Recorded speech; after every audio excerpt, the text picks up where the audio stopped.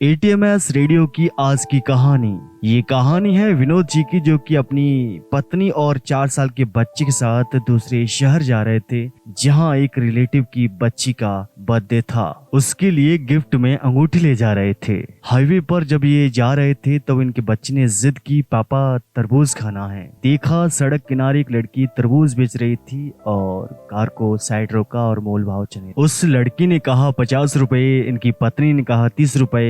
वो लड़की तरबूज लेकर कार के पास आ गई। कार की जो विंडो थी उसमें से इनके बच्चे ने सिर बाहर निकाला था। उसकी गाल पुचकारने लगी, उसका नाम पूछने लगी। तभी इनकी पत्नी ने कहा कि अपने भैया के लिए दे जाओ सस्ते में, क्या तुम 50 रुपए की जिद लगाकर बैठी हो। उसने कहा मेरे भैया के लिए, ले मेरे भैया, और ऐसा बोल करके उसने वो तरबूज आगे बढ़ाया। इनके बच्चे के हाथ से वो तरबूज नीचे गिर गया।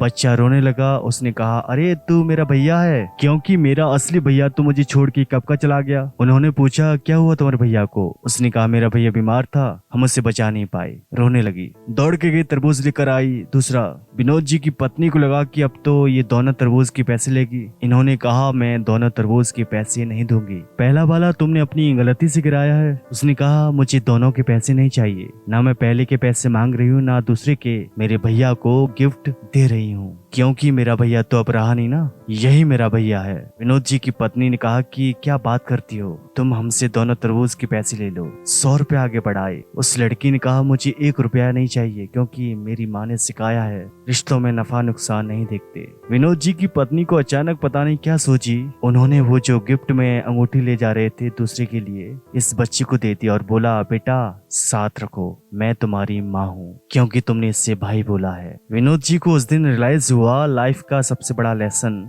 रिश्तों में नफा नुकसान नहीं देखा जाता। कहाँ 10 रुपए के लिए मोल भाव हो रहा था और कहाँ अंगूठी गिफ्ट कर दी।